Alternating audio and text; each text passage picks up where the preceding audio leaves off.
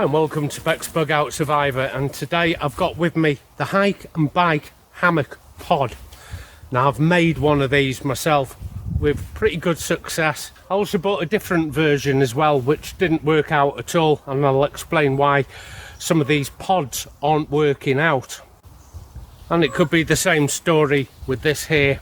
It's its design and a flaw in its design, but I'm going to set it up because this might have application to use as something else related to the hammock for winter.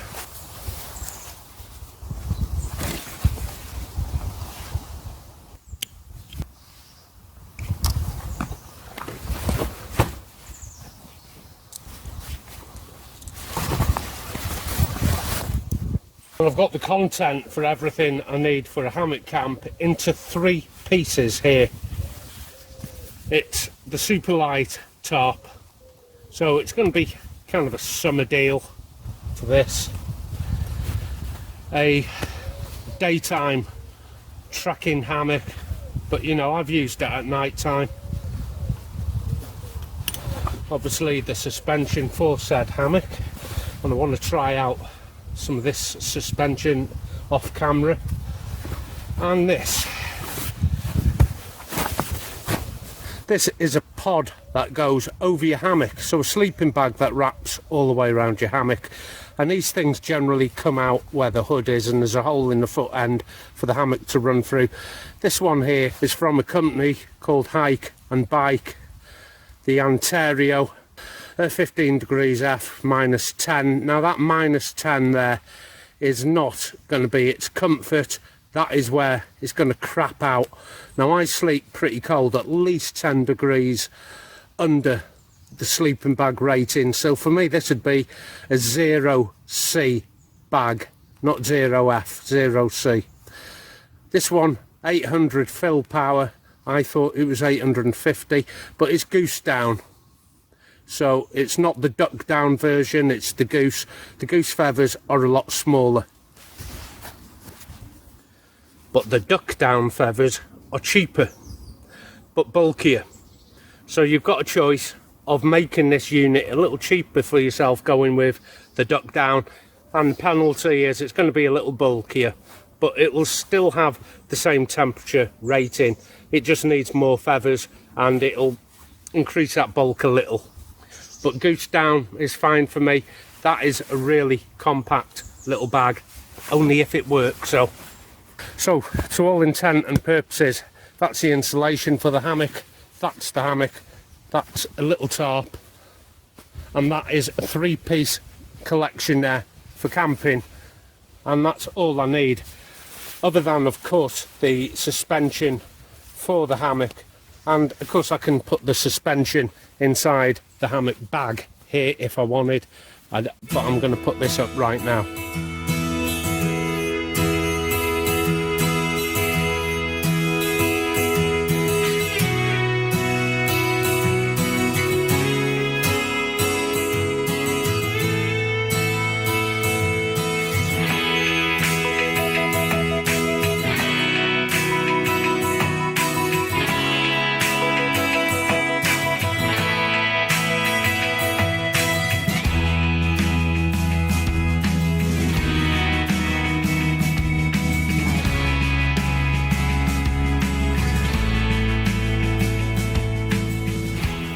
First thing you need to know about any kind of pod system for your hammock is the suspension doesn't have to be right up here, overhead height, how I would have it if I was using an underquilt.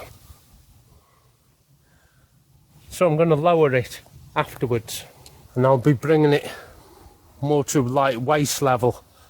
It's just started to rain again, and I have brought my tarp with me, but not all the bits and bobs for it is ready yet, because I'm trying to set this tarp up in a different kind of way to make it lightweight and yet still stretch a slightly longer system.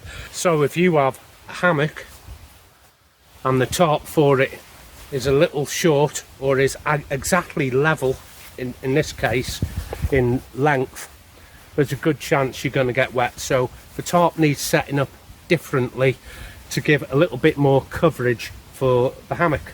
As it goes, I haven't got all the bits I need for that little top, so it's going to be a different episode, but we've got plenty of canopy, so we should be all right for a while, and I can just concentrate on putting the hammock up. I've modified my hammock with an inbuilt suspension, and this gets Beckett hitch. Nothing more technical than that.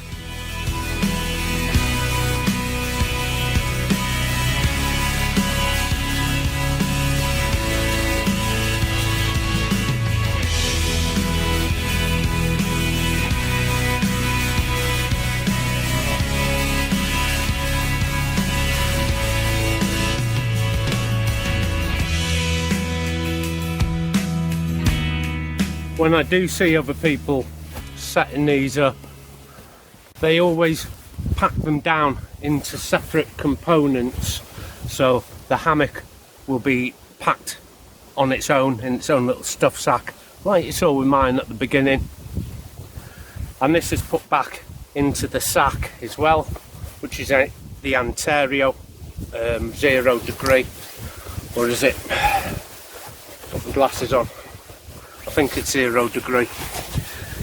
And those kind of components are all packed separately, but once this system is combined, I wouldn't personally separate it again.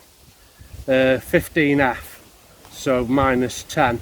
Yeah, so this is my summer bag, and they do the 0 degree bag, which is for winter, and that is -17, -15 something. So there is different temperature ratings, and you set your ratings for the season of your country or when you plan to use your hammock. And all this is a sleeping bag that goes around the outside of your hammock. It sounds like a great idea. It's only a great idea if you know how to alleviate the problems, and the problems comes from the draft. And obviously, if you put a hole in the bottom of your sleeping bag, you're going to need something to block that hole up. Otherwise, the air comes in regardless of what temperature it is, whether you've got a tarp up or anything. It's the convection effect, and we've spoken about that before. Your convection effects will drop your core temperature, regardless if you have a tarp up or no tarp. It'll be the same. Now, it's great for the wind and the rain, and especially if the cold wind is there, but the convection is going to be the same. You got to block up all the holes, especially around the neck and the feet, and this just doesn't do it. Now, it's only my opinion, but this isn't ready for production, and I'm going to go into why a little later, because it is drafty around the feet and around the shoulders, particularly because cold air is coming in through the hood and then underneath like that. But I'm choosing to set it up like the manufacturers said. Then we'll set it up my way, and we can alleviate at least one of them problems, and we can deal with issue 2, the draft coming in from the hood and then underneath your backside, and we'll see if we can deal with that after. It is nothing more than a stuff sack with compression straps. Now, the idea of a real compression sack is it's far longer than it needs to be, far longer and far wider than it needs to be, and you use the compression to make it small. This is the exact same size as the actual unit itself, so if you think you're going to get this in quickly and use the straps to cinch it all down small, you can think again. And again, we're going to alleviate that problem at the end of the video also. It's no good having a compression sack that is no bigger than an ordinary stuff sack. Now, I need to find the head and the foot end here. This is, let's see, the hood end, and right at the top of the head is a hole where we put the hammock, and it'll be the same at the foot end So let's do that now. We'll go drop the suspension. Oh, here comes the rain. Put the hammock in one side so it comes out of the hood end like that, and I can retie.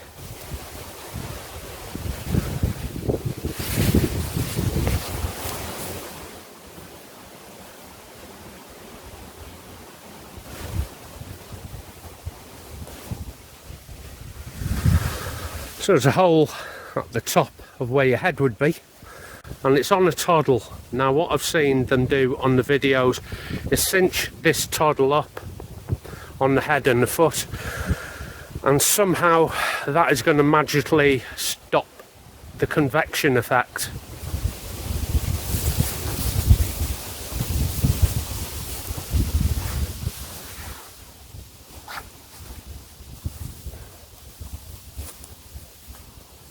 And undo the zip, and it's two-tone. I've chose this colour, clementine I think it's called, in black. It's a little warmer to look at.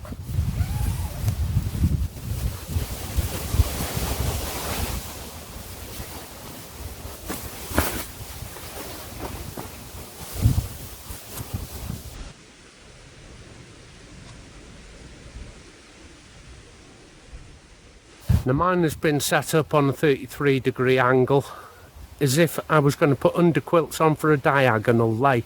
It doesn't need to be like that. It can be almost horizontal.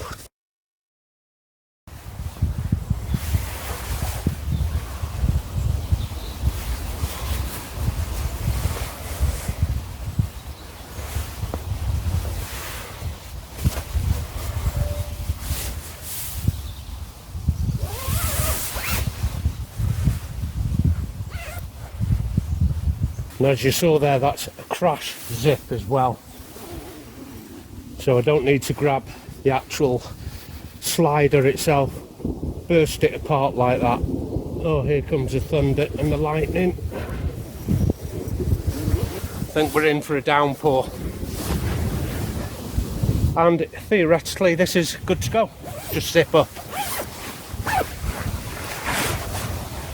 And unless I can get every little air hole sealed up, I'm going to be just as cold as if I didn't have this at all.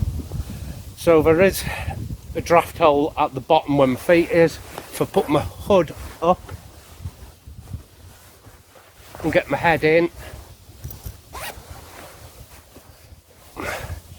now I can turn my head some of the way, but if I'm a side sleeper, my face kind of disappears into the hood. So if you're a back sleeper, this may suit you better. Okay, what about being bananaed, and what about hyperextension behind your knees? Sleeping like a banana, in other words. Well, there's where we lower that suspension. But before we do anything else, let's just have a look at what the issue is. This is the top where the hammock comes out. Let me orientate you around.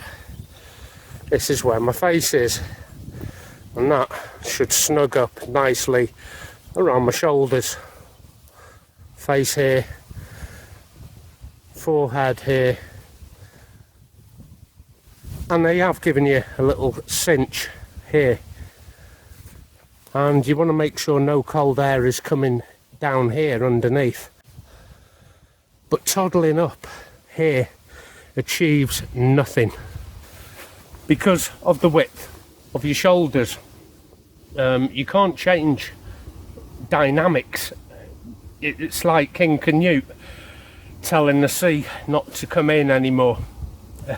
It's no good shouting at something hoping it's going to make it better, and this is what this is.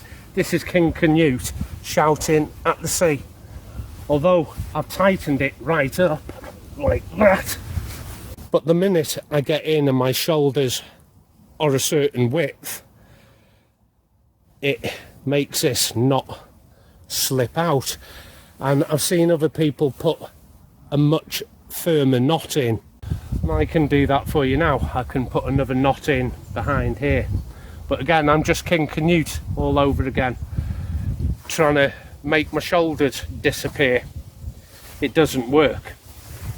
If indeed that was the solution, just to toddle that up and put a knot in it, then I would no longer have an 8-foot hammock. I would have a hammock the length of my own body.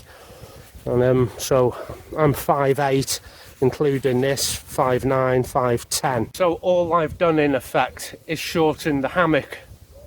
And if that was the case, I would buy a 6-foot hammock. But anyone who's tried to shorten a hammock will know it becomes extremely tippy the shorter it is. So that is not the answer.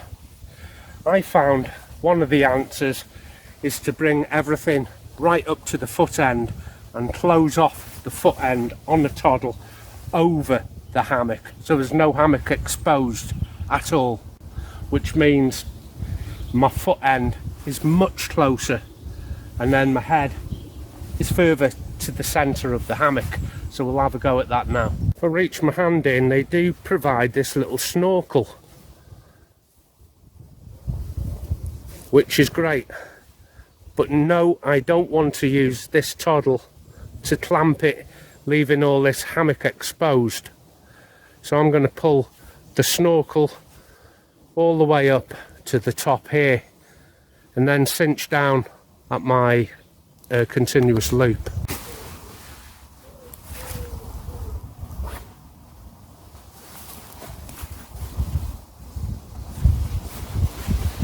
So that is the first issue of draft fixed. There.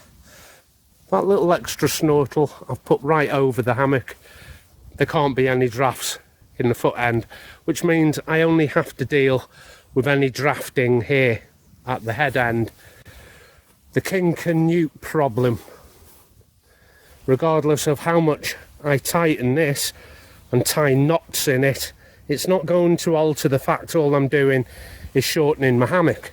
And if shortening the hammock was the solution, I would tie a knot in my hammock here, which I have done. And although it works, all I've done is shorten my hammock to about 6 foot from 8 foot.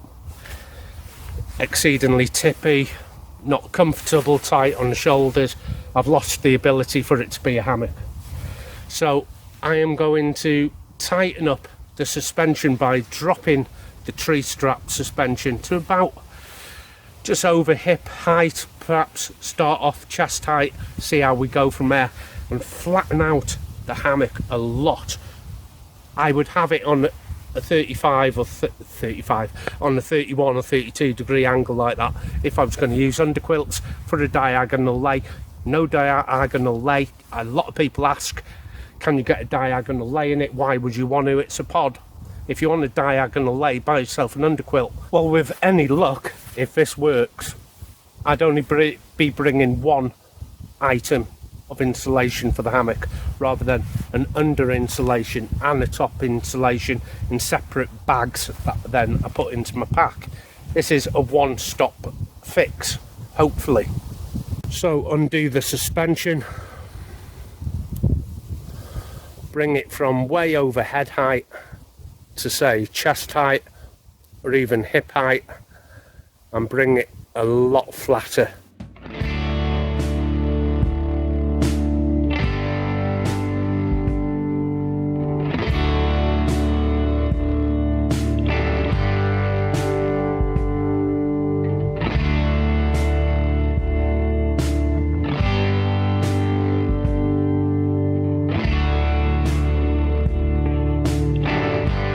Very angry skies, I'm not sure if you're picking up that thunder. But now, look at the pitch and the angle I have here. There's hardly any. And it's around chest level. I can lower that even more. And that will depend on your height, whether you higher it or lower it. So let's see if that is cured the King Canute issue.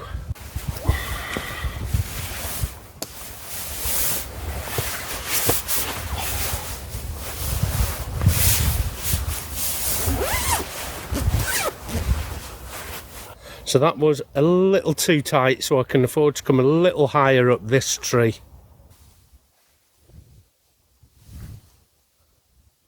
Now, although that technically would be better and eliminate some of the shoulder pinch, with pod systems you're always better off getting your feet down the bottom end and having your foot end higher than your head end. So I'm going to make them adjustments now by lifting this suspension on the foot end and yet lowering it on the head end.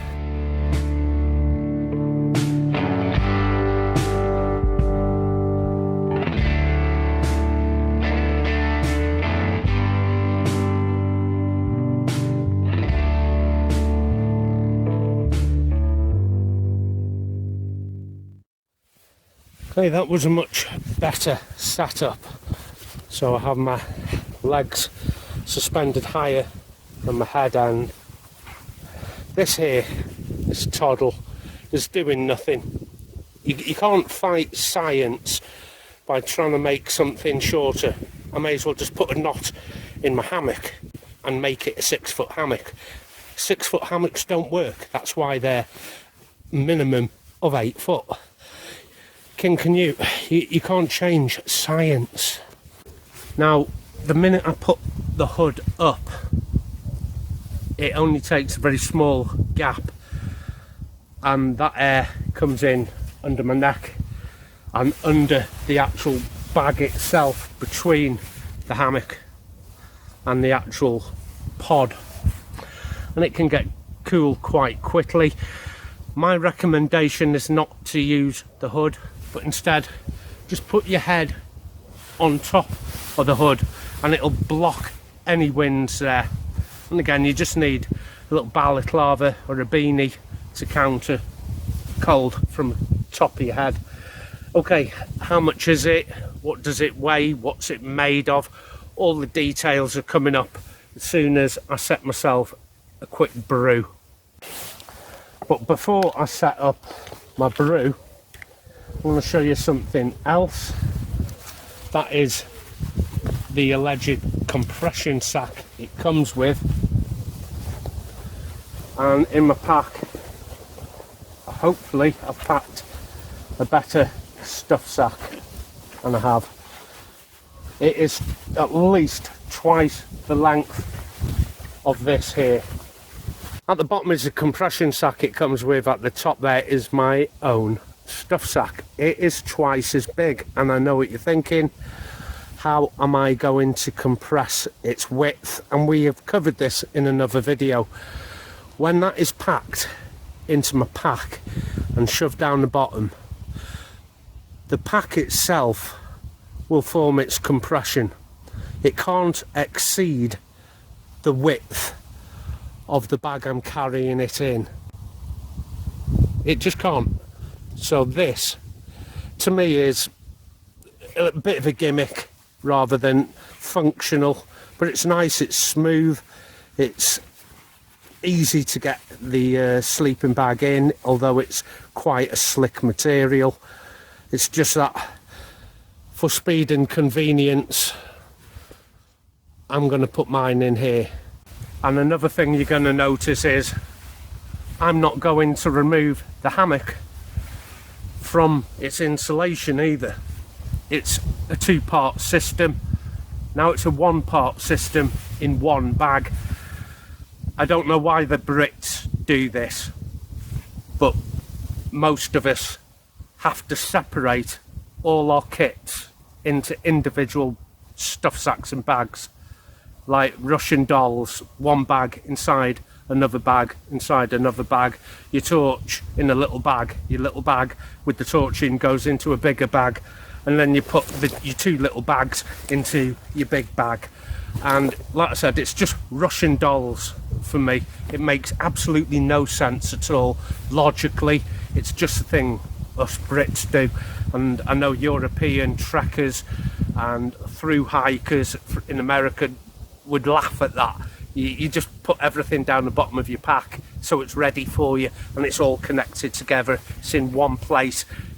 Why not? Now, because I purchased this quite a while ago, about a year ago, I've been out in it 4 times, and 4 times I had the same issue with the draft coming down the neck, a draft round the feet. And I know a lot of people put their bandana or something, or a pair of socks to block that hole. You shouldn't really be blocking holes from a bit of kit straight from manufacture. It's up to the manufacturers to fix these issues as a prototype before they're sent to the consumer, in my opinion. But some people are very, very happy just putting a bandana or a shemagh or something to block the holes. I'm not.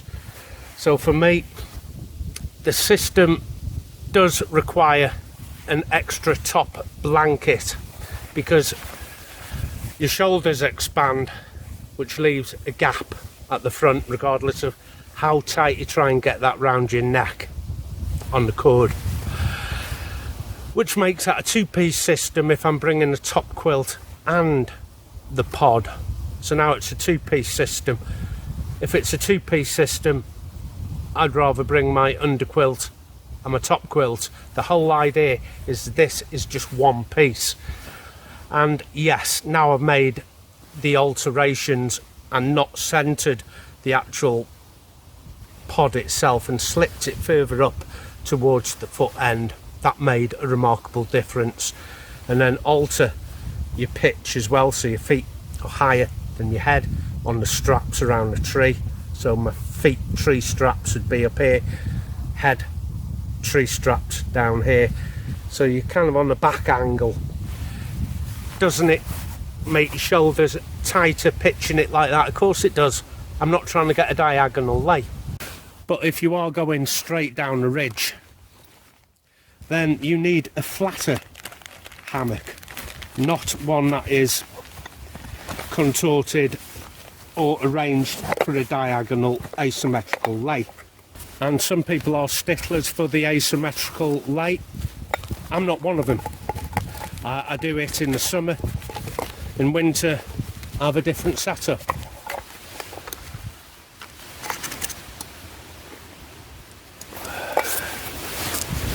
And that's just the fact of it. Let's have a look what I've got in here. A little micro stove. That'll do for a nice brew. Here comes the rain. I've just got that down in time.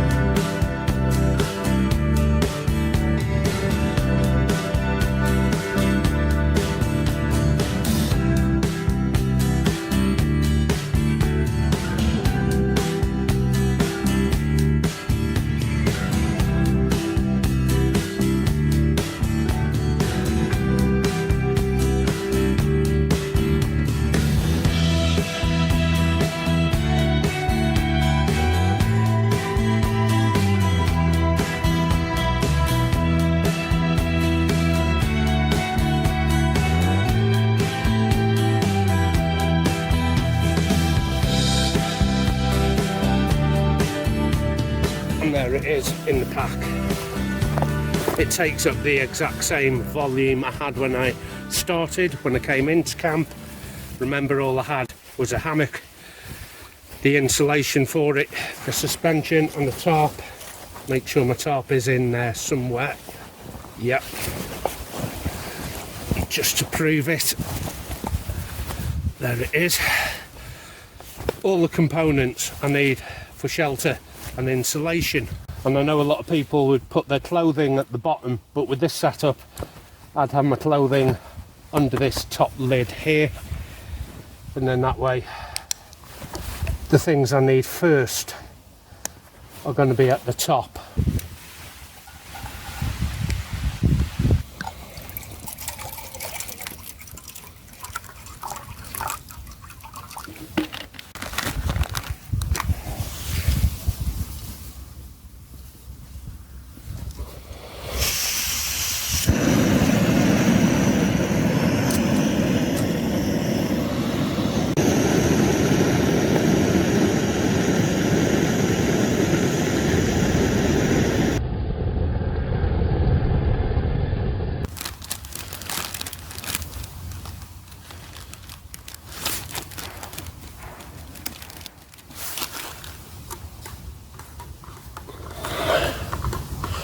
I can either top some water into that and put it back on the stove. Lots of different recipes for your own coffee. And as you can see over to the left, I've got all the information written out that you're ever going to want to know. I just want a quick slurp of coffee. While my stove cools down, I'll read you off everything you're going to want to know. Or at least everything I would want to know about it. Okay, the price. This was from the actual Hyke and Byke website itself, but they do sell them on Amazon. So you'd have to check between Hyke and Byke website itself and Amazon and get yourself the best price. But this was $209 and 97 cents.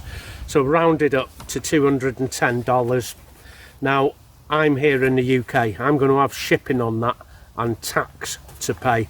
And tax for anyone from the UK buying from America especially, you're going to be looking at least 1/3 extra onto the what you've already paid postage and product just in customs and taxes. It's a lot. There's two versions of this, the Crestone and the Antero, A-N-T-E-R-O, Antero. The difference is the Crestone is the cheaper model with the duck feathers, and the Antero is the more expensive model with the goose feathers. And goose feathers are more compact and lightweight, as where duck feathers often will include the quill and things like that, which expand the bulk. So it's all about whether you want to save a little weight and space in your pack, that extra money. If you don't want to spend the extra money and you're happy having a little extra bulk and a little extra weight, then I would go with the duck feathers. Now the Crestone, which is the duck feathers, is 650 fill power. So you need a lot more feathers to get to the 800 that I have in goose feathers. Another 250 fill power, or 150 fill power. So yeah, you need more feathers. More feathers equals more bulk.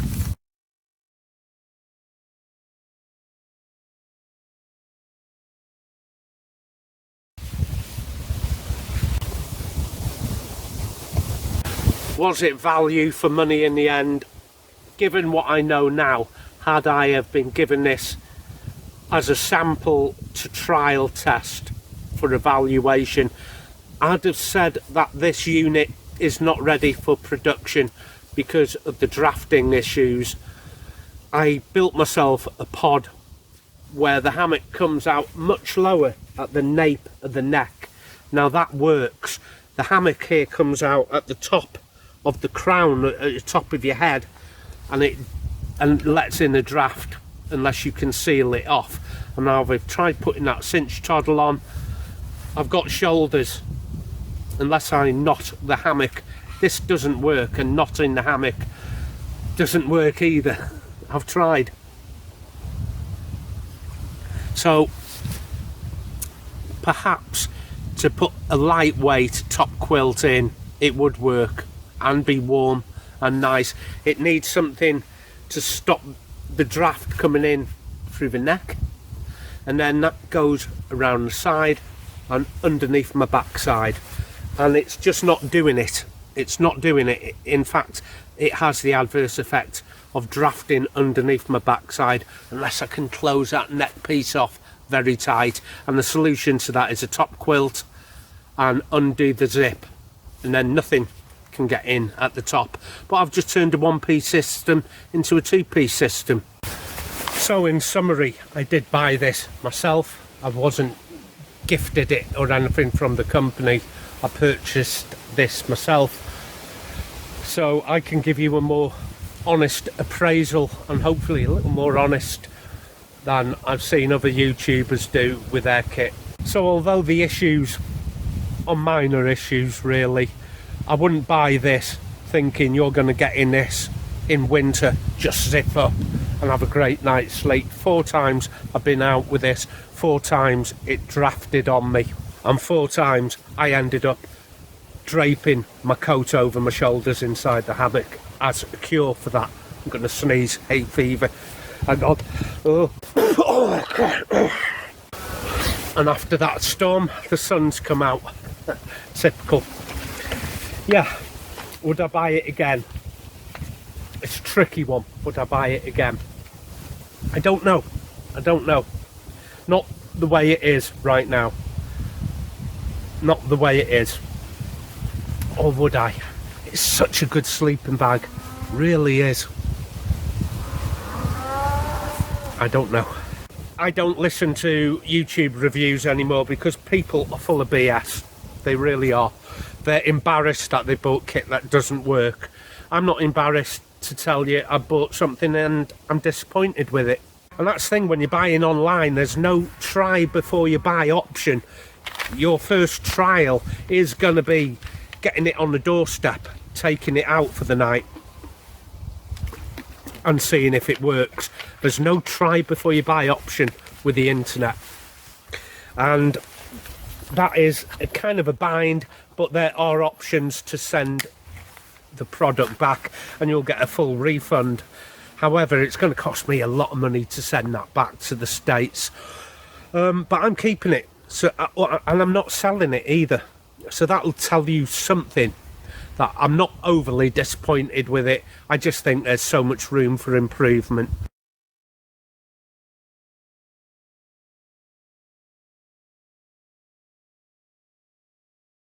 And until next time, you take care of yourself, and I'll see you out there. Happy trails.